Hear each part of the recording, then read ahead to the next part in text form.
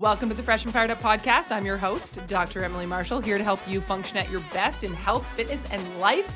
Joined by my amazing co-host, the wild, wonderful Hailee Piendl. Let's get fired up. Go Bulldogs. Woo, woo, woo, woo. That's what I'm going to say from now on. You're supposed to say, let's get fired up. Let's get fired up, but in my southern accent. Stick to the script, since this is an extremely scripted podcast. I don't have a script. You have the script. I just kind of go on vibes. So you need some help. No, I'm kidding.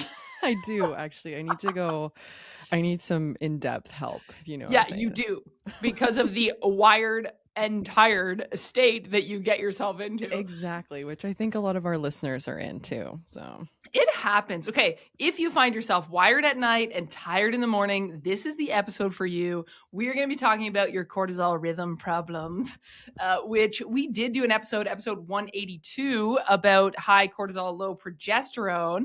Turns out you guys really like that topic, so we're diving deeper into it and trying to get you in an excellent rhythm. Because if you find that you've been feeling exhausted all day, and maybe this is not all the time, maybe it's just certain times a month, but if you find that you're dragging through the afternoon, and then the second that you finally are ready to fall asleep, it's bedtime, your brain just turns on like a stadium light. Have you ever had that, Hailee? Oh my Emily, yes, I have. I knew I was talking right to you. Here's the deal. You're not broken. That's my comfort piece. I'm here to, encourage you. You're not broken. A lot of the time, this is your body's stress system. It's saying, okay, we are stressed, but we're running on the wrong schedule. Mm-hmm. So today, we're going to explain why this happens, what it means, and then the simplest way to start turning back the dial so that you're actually in the right rhythm. Does that sound amazing? That sounds freaking amazing and spectacular and wonderful all in the same sentence. Right? So by the end of this episode, Hailee, you should understand why your body gives you that second wind at night. This happens with kids too, right? And it's like, oh, everyone's hitting their second wind. It's called the zoomies. Exactly. And then when that happens, though, your morning usually feels brutal. Yeah. Well, it's like a cycle. It's like you can't sleep. You need sleep, and then you're tired, and then you get to the end of the night. Oh gosh, it causes so much anxiety. When I was in that too, it was like I was anxious getting into bed because I'm like, I know what I'm in store for tonight. I know what we're in store for. Here's the deal, right? I think this is a really frustrating thing for people when they feel like they're busy and they're doing all the right things, but then, because we all have external stresses constantly, and it's not always a bad thing. We need to be able to adapt to stress. It's actually good in certain instances. But if you're in that sustained state, then you get even more frustrated because you're like, well, I feel like I'm doing all the right things. Mm-hmm. I'm implementing all the recommendations, but you're doing it in such a way that your body is like so tense all the time that it's like another task. And it's like causing more stress than it's actually supposed to be doing. Yes. And here's the deal. I want to give a little bit of relatability because I want you to take a deep look inside, some self-reflection here. I'm going to describe the wired at night woman, and you tell me if anything resonates, okay? So crashes mid-afternoon, needs coffee to function, tired in her body, but her mind won't shut off. You guys should check the YouTube channel, Hailee, as she drinks her coffee. So tired, your body feels tired, but your mind won't shut off. Doom scrolling, snacking, or cleaning late at night because it feels like you finally have time to do that. And finally have some peace and quiet. Wakes up tired, feeling heavy or like puffy, like, when you have like the puffy eyes, anxious or unmotivated.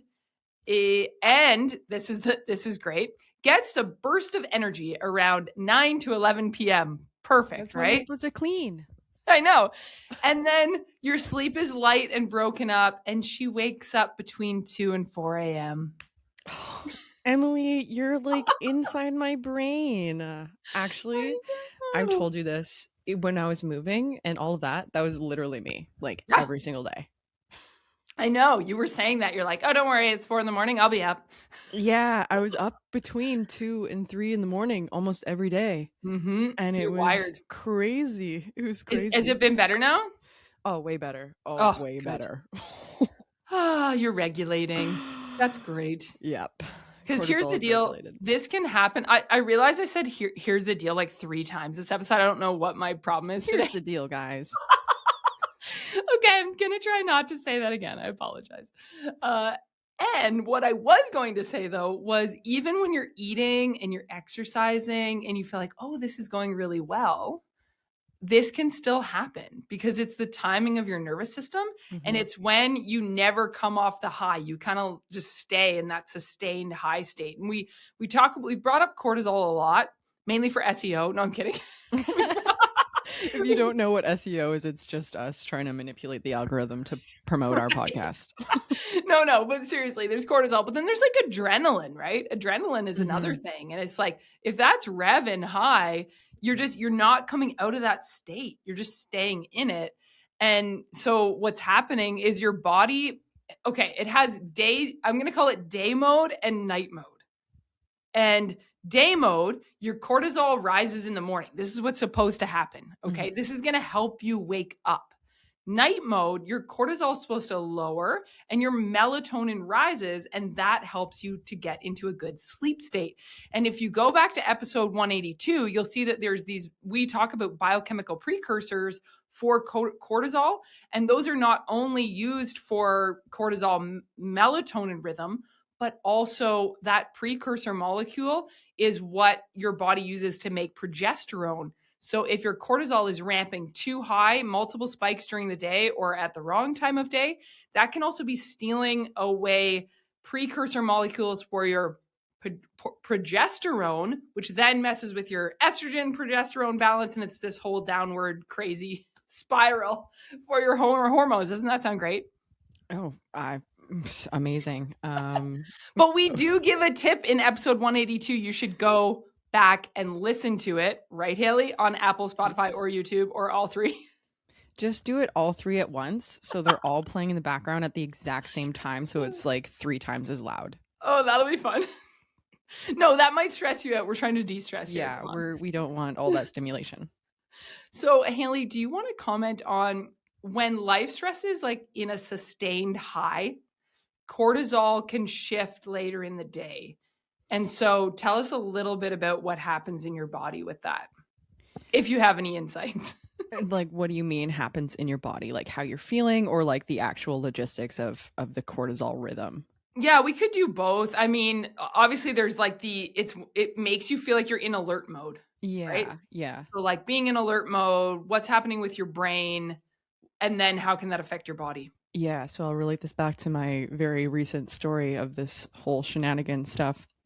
But essentially what you were explaining, how cortisol is supposed to work, is it spikes in the morning, that gets you up, and then it's supposed to go gradually down through the day. And then, like you said, melatonin is supposed to spike in the evening to get you to sleep. So when I was in this very dysregulated pattern, my cortisol was either like spiking multiple times a day, or it was at, like you said, a different time. So I would get these bursts of energy at really odd times, typically in the middle of the night. Darn.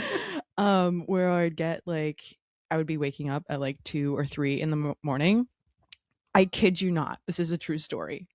Since I was moving, I would, I was up at 2 in the morning. I would actually move, like I would pack things and clean in the middle of the night.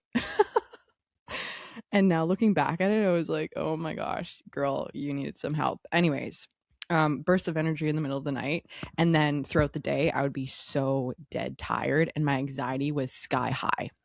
I think that was the biggest thing for me, of like, mentally I was so anxious, and then also physically, like a physical sensation, how my anxiety manifests is like I had this massive pit in my stomach literally all the time. And sometimes it was like at night I couldn't fall asleep because I was thinking and I couldn't turn my brain off. And then I had this pit in my stomach, and that would also like break up my sleep, where I'd like kind of surface sleep and then and then I'd just be like, well, screw it, I'm just gonna wake up.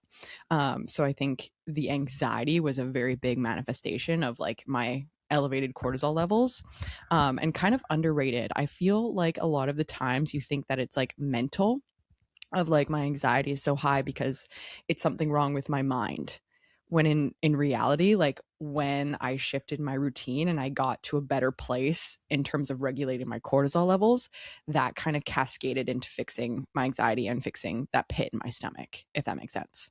Totally. So here's my insight on it. And what I'm hearing is whenever there's that, well, one, big life changes. Mm-hmm. Two, anytime your safety feels threatened. Now, not to say that you felt unsafe because of a Mm-hmm. certain person or a certain situation, anything like that, but your brain is registering like there's lots of change happening and I'm not able to decipher, there's less predictability and all these types of things that now your safety is threatened. So your body's in this like defense state where it's waiting for the next blow. It's waiting for crisis. And you have to ask yourself, like, am I actually in crisis? Because my body thinks that I am, whether it's overt or not. And so what happens at night is it gets quiet. And now all of a sudden your body does start to relax a bit. And all of a sudden it feels like, oh, my nervous system feels safe. I can wake up. I can be myself. I can do things that I feel. You'll actually be in a more calm state in a sense, but it'll make your body wake up. And then because it's trying to get into that natural rhythm, it's just doing it at the wrong time. And so it's interesting to me because that's a really good sign. If you feel like the only time you can feel a calm level of alertness or more calm is at night when it's quiet in your house, that tells you your safety is feeling threatened in some way or another on a chronic basis throughout the day.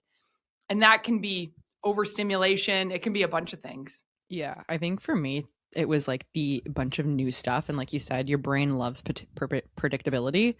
And so that causes anxiety when you can't predict the future. And that's how your brain kind of keeps you safe. If you can't predict it, well, like, oh my gosh, how do I avoid or be adverse to something that's bad going to happen to me? Right. So that's kind of where it manifests. But I definitely relate a lot to that and like that threatened feeling and only feeling safe at night, where you only get that quiet time. However, I don't need quiet time. I needed sleep. You needed sleep at that point. Yes, exactly.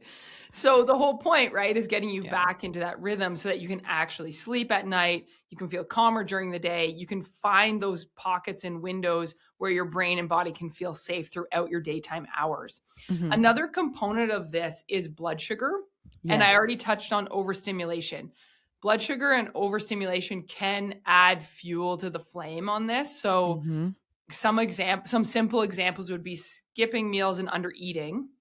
That can lead to the nighttime cravings and adrenaline increases in your adrenaline at the wrong time of day. We touched right at the beginning on if you are crushing the caffeine. We said coffee, but there are so many ways you can consume caffeine. It's going to push your stress chemistry later into the day.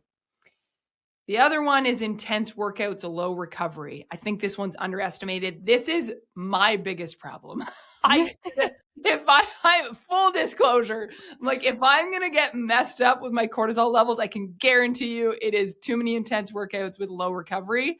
I don't tend to crush a lot of caffeine. I don't tend to skip meal, like the odd time maybe, but not a huge one for me. So anyways, that's my confession for the day. It's a good sign for me that I'm like, okay, my body is reading my exercise levels as more added stress instead of a good thing. And usually that's just me being like, I'm trying to push it to my next PR, right? I get a little carried away. Just a little, just a teensy weensy bit. See, we got real life problems too over here. Yeah, we don't know everything. Yeah, we do. We do know everything, but we just don't know how to implement it. The other one is screens and mental load. Mm-hmm. If your brain stays online too late, you are going to shift this rhythm. Yep. Yes, absolutely. And to your point of like blood sugar too, just to relate this back to like more so under eating, like I have a lot of clients who don't have their cycles and they complain about insomnia, and obviously their cortisol levels are kind of out of rhythm. And what really helps is actually having a snack of protein and carb right at bedtime. So a lot of people are like, oh, don't eat like 3 hours before bedtime. And yes, for a lot of people that is the ideal situation. However, if you're underfueling and your hormones are kind of out of whack and you're waking up in the middle of the night, actually having a snack right before you go to bed so your blood sugar levels can stay stable throughout the night until the morning has proven to be a very, very good tool. So tidbit on blood sugar during the night. Yeah, that's great. I'm glad you brought that up because remember, we're looking at stepping stones here. Like in an ideal scenario, you want to front load your day with your Mm-hmm. calories.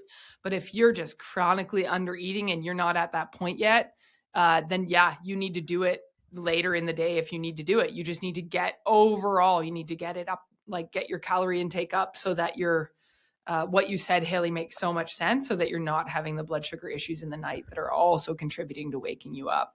Yeah. And just like a quick reminder that kind of ties back to our other episode 182. Think about the survival hierarchy. We brought Mm-hmm. that up.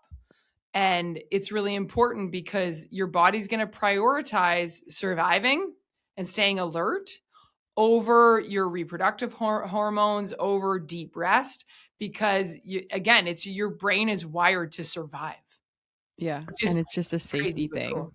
Yep. Even to sleep, like you're in your most vulnerable state when you're sleeping. Obviously, you're unconscious.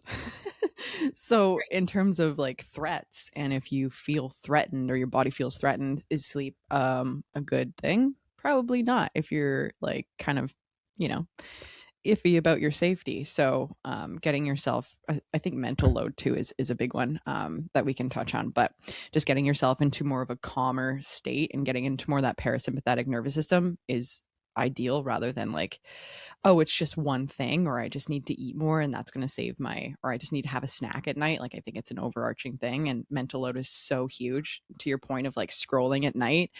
The amount of information coming into your brain, and I think an underrated thing too is like you see some sort of like a reel or a TikTok, and maybe that triggers some comparison. And then you go down this rabbit hole of, oh my gosh, I need to change this about my life. I got to do this, that, blah, blah, blah. Whereas, like, if you did not scroll, you would have not had that rabbit hole. You know what I mean? I think that triggers a lot of overthinking for people. So just being aware and bring awareness to that habit. We touched on that in our like digital detox as well in the last episode, but I think that's a big one that people may not realize is an issue, and they may view it as like downtime, or that's how they go into their relaxed state where it's actually not relaxing you. Yeah. Or yeah, and Haley, I totally agree with that. I find when I have my most productive days, if it's a lot of computer work or phone work type of day where if you looked at the list that I crushed through, you'd be like, "Oh, wow, what a productive day. You did 15 different things on your list." Those are the days that I'm like, "Oh my gosh, I'm wired." Right? Yeah. And so it's this weird balance between trying to look at your full week or your full month or whatever, look further out to be like, do I actually need to do this many items today? And sometimes it makes sense, right? Like I've been trying to get even something as simple as after we record these podcasts, we have to then, upload them and export them and put them on the platforms and all those things. It doesn't take that long, but a simple thing is if you're able to kind of keep yourself to checklists on certain days where it's like, I like to do it right after. Like if I can get this up on a Thursday or a Friday, it's so much better versus our episodes release on Tuesdays. And if I have got brain scatter going on, I'm like, oh, but I need to do these 10 other things. And then it's not until Monday night that I'm like, oh no, I didn't put the podcast up. I'm just giving something as simple as that to be like, pick your days that you're doing certain things. And then what's your order of priority? Be like, do I actually need to do this today when I've already done 10 other things? Can this wait till tomorrow? Can this wait till next week?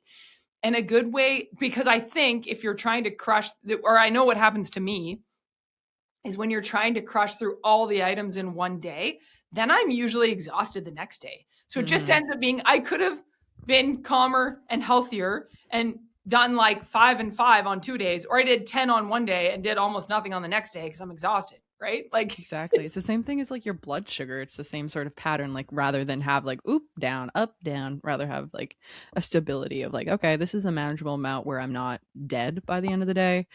And just maintain that rather than going above and beyond. Oh, I I feel super good. I'm going to just crush 10 things when I know that that's going to kind of drain me by the end of the night. Just cut it down to maybe 7 or 5 and then add the next ones to the next day. Because I say this all the time. We're not brain surgeons. And I feel like we put too much emphasis on doing very small tasks, like for Right. myself too. Like I come back to this all the time, like content. No one cares but me. And then I put so much I pressure do. on myself to like stick to this thing, and I have to do my caption. I have to do this at this specific time, and I have to release it at this specific time. When it like in reality, no one knows what I do. It doesn't even Right. matter.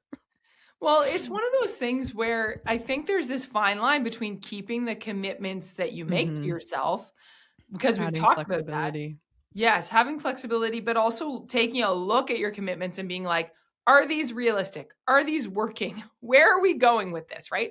And going, yes, this is working, keep going. Or no, we need to tweak things a bit, or we need to shift our focus for a certain season.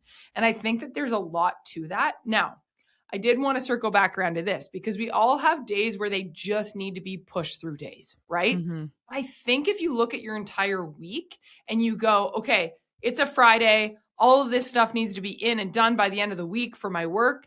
Your Friday might feel stacked and you might be exhausted by the end of that day. But if you have your Saturday or Sunday where you're like, no, I can actually rest tomorrow or the next day, that's going to make a really big difference now, your energy level coming into the following week. The difference is when you're like trying to do that every single day, day in and day out, it's not realistic. Your body just ends up getting sick or injured. Mm-hmm. And so if you don't decide to cycle that, your body will decide for you. Exactly, and it'll burn you out. Same thing with the training, right? Your brain is kind of like a muscle too, where it only has X amount of cap, and if you're just demolishing your energy every single day, then there's going to be a time where it's like, okay, you obviously have no boundaries, so I'm going to put a stop to that, and then you're going to just either become like really burnt out, your cortisol levels are going to be way out of whack, you're going to feel crap, you're not going to sleep, and then you'll be forced to rest, Yeah, which is what kind of happened to me. So exactly. yeah, you know what. I know. But and you can share some of the ways that you reset that. You already got Yeah. into that a little bit. Hmm. One of the ones I was thinking that's pretty simple is trying to get morning light. Like one of the morning Yes. anchors is like, okay, this isn't any weird, crazy hack. It's literally just getting outdoor light, like actual natural light into your eyes within the first 30 to 60 minutes of waking. So even when it's cloudy, it doesn't have to be direct sunlight, but it's that natural daytime light. I know actually we have it in our daughter's room, one of those alarm clocks that simulates Oh, I sunlight. have one of those too. You do, and it slowly rises. And that can be really helpful for doing that for your brain. But then if you're actually able to get outside, that is hugely helpful, even 5-10 minutes. That was actually one of the things that I was going to say helped me quite a bit. Mhm. However, my issue was that I was up at the ass crack of dawn and there was no sun. Yeah, well, that's us part of the year anyways, even when it's not that Yeah. early, right? Yeah. But So some of that. actually, my clock, and then Justin has one of those sunlight kind of Mhm. things where you turn it on. It's like getting natural sunlight in your eye. Don't know if that is right, or if it's placebo. Anyways, it worked really really well for me. So Yeah. that was actually one of the things that I did. And what I like about that is it's so simple, because often, and like myself included, when you are super stressed out, another thing on top of what you're already doing is just like, oh my gosh, can you leave me the heck alone already with all of Mhm. these tasks. Yeah. So something that was really helpful for me is just doing those very simple things of what I implemented is the sunlight. And then I also did just some deep breathing, like 5 minutes of deep Yeah. breathing, in and out. I've mentioned this before, but a little bit of a hack for your breath. What happens when you're super stressed and you might not notice it is your inhales become longer than your exhales, and that stimulates the sympathetic nervous system, which is that, like, oh my gosh, someone's going to attack me. So what you want to do is invert that and make your inhales shorter than your exhales, and that will stimulate the parasympathetic nervous system. So I mindfully did that. Obviously not all throughout the day because I have other things to focus on. But those two things were actually very revolutionary because they were very, very easy, and I didn't have to think or do anything anything else, because in that moment and in that like era of life, we got a dog. I was moving. It was the biggest month ever in my business. I worked another job. Like, it was so much that I was like, oh my gosh, if someone tells me to journal, I'm going to scream in their face. No, that makes so much sense because it becomes too much. Like Mm-hmm. something as simple as the simulated sunlight, or Yeah. if you have sunlight, actual sunlight coming through a bright window, just sit there for a few minutes, drink Yeah. a warm drink, slow down, take some deep breaths. Yeah. Oh, So I completely agree. Keep going. another one that was really big was having boundaries at night. Where I was like, because obviously I would like, oh my gosh, my brain's going with work and all this other stuff that I have to do. So I had a very hard boundary with like, this is my cutoff time. It was 7 p.m.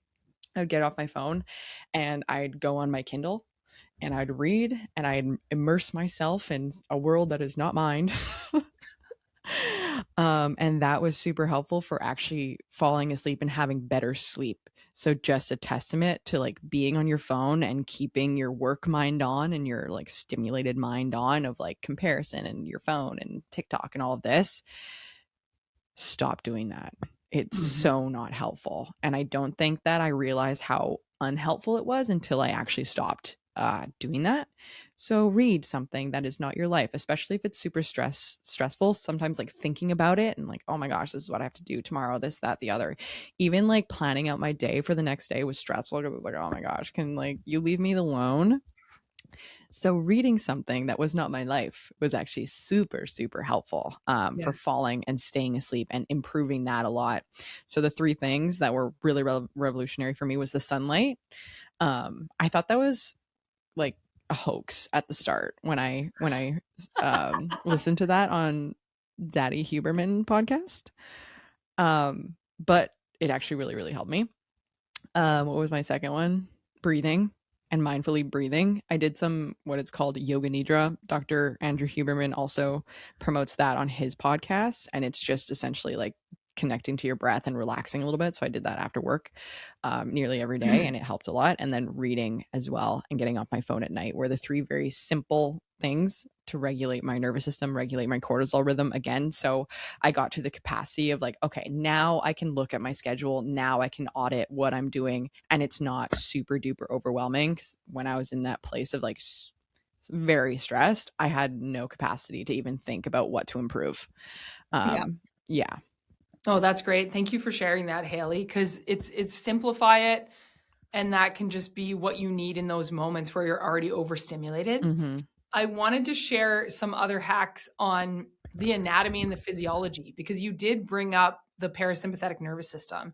And if you guys even Google this and you just look at like a picture, you can see where the nerves come out. Yay, my chiropractic brain is lighting She up. always finds a way. Well, no, it's super exciting though because when you think about it, it's like okay, your parasympathetic nerves come out at the base of your skull, like they're in your upper neck area Mm-hmm. mainly, and then your very base of your spine, so around your sacrum. So it's like the upper and the lower ends are like packed full of that parasympathetic nerve. Okay, then you have more of your sympathetics are registered throughout the rest of like the mid part of your spine. So that why do you think when someone's when someone's sympathetic nervous system, that fight or flight, high stress is on, most people get the same thing as they get all tight through their shoulders and they carry it in their traps and their mid back and they're like because that's where a lot of it is getting overworked and overstimmed, so you get really tight, right? So you could go and you could get a massage on your traps, you could get adjustments through your spine, and that is going to calm. You could do there's lots of different ways that you can do that. Chiropractic care, obviously I'm going to promote as number one because I am a chiropractor. If you're local, Valley Chiropractic.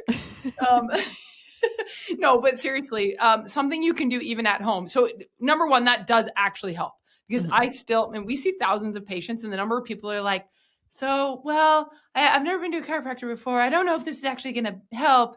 It's been helping people for like a really long time. Okay, it can help. So that's just my tidbit on that. But if you are not actually going to see a provider of some type, chiropractic, massage, physio, osteopath, to get that reset help, because that is sometimes the case where it's like, go get help. People struggle with getting help. If you are able to, go do it. Okay. It's just going to get you out of that crisis state. Mm-hmm. And again, we're just trying to restore rhythm, right? But the things you can do at home is actually stimulate the parasympathetic parts of your body. So think about it. People naturally do it. They're feeling stressed. They'll rub the base of their skull, right? They're like, oh, I feel tight. I feel tense, right? And it starts to kind of calm, like in behind your jaw and all of that. You can use a foam roller. Now, be careful if you've never used a foam roller and you don't exercise a lot, that can be sometimes you can kind of throw things out of whack. Yeah. But if you are used to using a foam roller, even just laying on the foam roller with it at the base of your skull can kind of help that area relax. Or rolling out your sacrum, so just around your pelvic area, can be really helpful to stimulate those parasympathetics. So Mm-hmm. again, those are ways. I know we talk about like stretching and that sort of stuff, but when you're targeting the upper and lower part of your spine, it can actually help. Mm-hmm. The other thing I was thinking about is the exercise piece. If you are in this high stress reactive state where you're wired and tired, look at your workouts Don't do and HIIT. try what? Don't do HIIT. Don't do HIIT, okay? But also, if you're lifting, I've done this where I've had times where I've had a lot of other stressors going on in my life and I'm carrying a lot of tension in my neck and my upper back. I will shift my workouts to be like, you know what? I'm not going to pull heavy deadlifts today. I'm not going to do my pull-ups today. What I'm going to do instead is I'm going to do like an isolated quad exercise, or I'm going to get on the spin bike and do a little bit of spin, like something that's like, I will activate those lower, like my quads and my glutes, because I'm still getting the exercise in. It actually, when you do a leg workout like that, it tires your body out. If you're doing it earlier in the day, it's going to help you get to sleep later. But what it's not going to do is it's not going to tense up your neck and your shoulders more. Mm-hmm. So I think that's an easy workout hack too for temporary periods of time. Yeah, absolutely. That's what I did. Just like to the intensity of it when I was like I was moving all this. I was running previously and then I just cut that out because it was just another stressor. So I would just strictly do like walking and my strength training, bringing down the intensity. Yeah. Quite a lot just because it is another stressor and it's like, are you just doing it for your ego or like what's actually going to support your body right now? Because like I think you have, and like obviously I am I've done this before in the past so many times where I kind of separate the two. Like I have my training and then I have my regular life, but they're all intertwined. So I You have your think that, regular life. yeah, my Your regular life training and is then your my gym celebrity life. life, right? And it's like, okay, regardless of what's going on in my regular life, I'm going to keep the same intensity. I'm going to keep the same routine. Whereas it's not super helpful to have a super intense life and then a super intense schedule in terms of your workouts. So bringing that down was super helpful for me as well. Just to kind of, again, give myself more time to manage things and things like that. So bring down your intensity too. If you find that you're in a very heightened state right now, you have a lot going on in your life. And we talk about that. I don't know what episode it was, but I think multiple episodes we talked about that. You know what's so funny? I'm chuckling because we have this joke at the gym where we're like, yeah, when you work out so hard, you can't live your everyday life. Like if Yeah. You can't you're sit on like, the toilet. You can't do yeah. anything. Yeah. It's like, well, that seems counterintuitive. You know what that is? That's pride. It's a Yeah. temptation of pride. It's Yep. like when you feel that urge that you're like, yes, but I must do this. It's like, no, that's your pride talking. And Do you actually need to? Who's watching you? Who's judging you? Nobody except for exactly. you. So check yourself. Mm-hmm. Unless you are in a push phase where you're like, okay, you're trying to recomp your body and you're in, we did a whole episode on that. When are good times to do body recomposition, right? To do bulking and cutting and all of that. So we're talking to this window of you're wired and tired, your cortisol is out of rhythm. We're resetting it. Once you reset it and you're getting into deep night sleeps, then you can get back into push phase with your workouts, right? So it all is more over long term. I think we always want to fix everything in like 48 hours, and that's not how it works. Wouldn't that be nice? I know. It would be nice. And sometimes it's just like you just need loose ends to tie up. At least that was like for myself too. Like everything kind of happens all at once for some reason. It does happen like Right? that. And then you just Totally. need something to close off. Okay, this is done. I can put that aside. And then you have the next, okay, I completed this. That's done. And then your load becomes less and less. But yeah, trying to fix everything in 24 hours, 48 hours, even a week sometimes when that's not realistic, can add more stress and expectation than it should. Totally. So the other thing I was thinking for reset mode, because we kind of touched on some of your experience and like the specifics that helped you, as well as parasympathetic versus sympathetic nervous system. Also, midday stabilizer. So, you know, that like 3 p.m. off the cliff, my Mm-hmm. energy tanks. Think about eating a real lunch. That can be super helpful.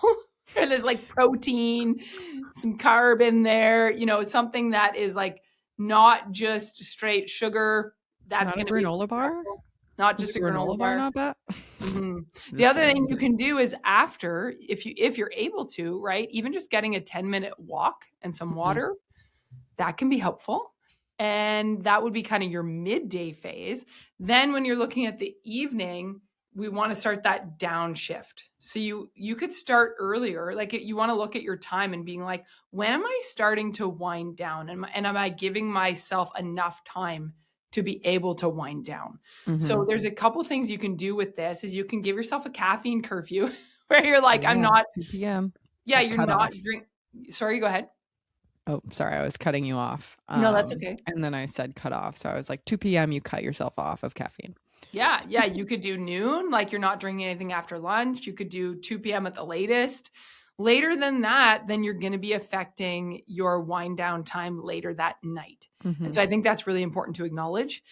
The other thing is if you I've been doing this more lately and it's been super helpful is close the kitchen like where it's like you're when you want to you know when you're I don't know, we have a family of 6 and we're constantly cleaning up the kitchen. It's like a never-ending battle, right? So it's like the 10-minute tidy of the house and then we're closing down. I will actually shut the kitchen lights off now. Even if we have other lights, I'm like, "Yep, kitchen's done. I'm not coming in to It's yeah, closing I'm not time.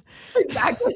I'm not coming in to clean up the kitchen at 10 p.m. I'm done, right? So that can be huge. Warmth is a good one too. So like warm shower, if you Mm, have a bath. access to a sauna or red light.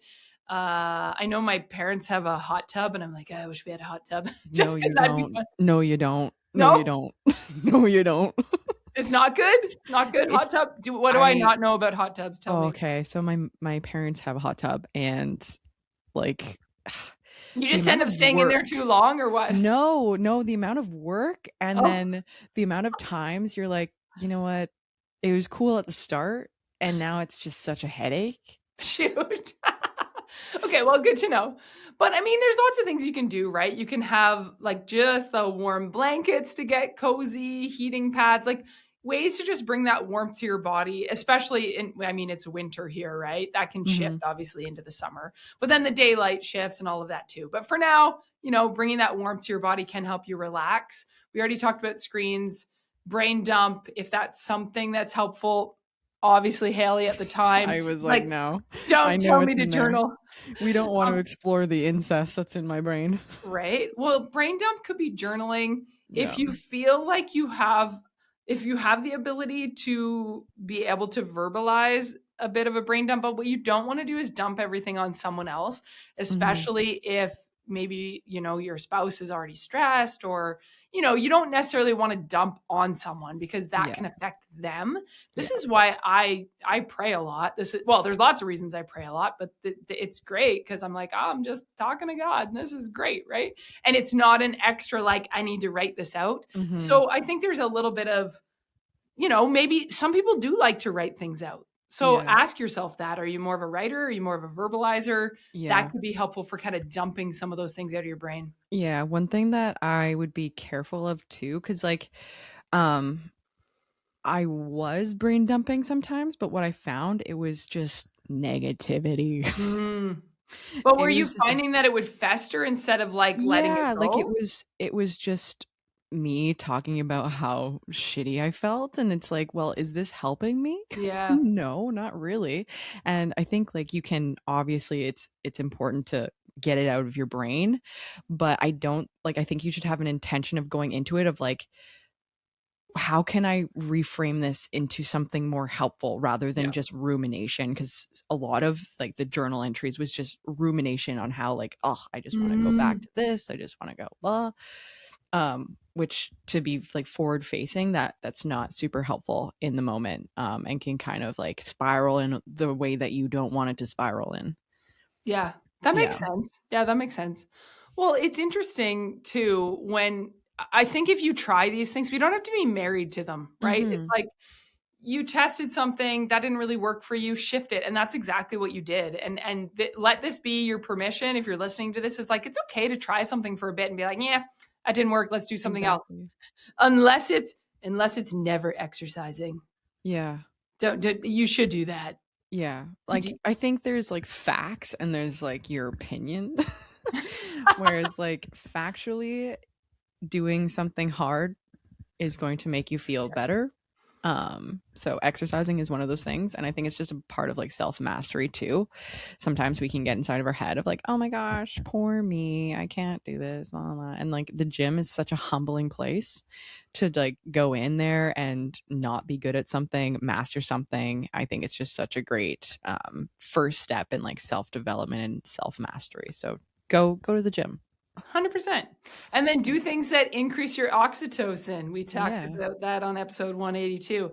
You know what's interesting is I had a conversation yesterday Mm. and we were talking about ways to increase oxytocin when you're single. Because you know how oxytocin Mm. usually gets credited as like the romance hormone? It's like, Yeah. well, if you're in a relationship, it's like hug your partner, spend time, do all that with the person that you love. Here's the thing, if you're single, you're like, well, and you're coming home and you live alone and you don't have someone to hug, well, what do you do? I thought that was Get a a good dog. topic. I'm like, people don't bring this up. If Yeah. you're a mother and you're like, well, I'm breastfeeding my baby and now I'm cuddling my baby skin to skin. Of course you're getting oxytocin release. Okay, well, but Yeah. what if you're not in that phase? What do you do? I have What some do you ideas. do? Do you? What do you do? No, I was like, get a dog.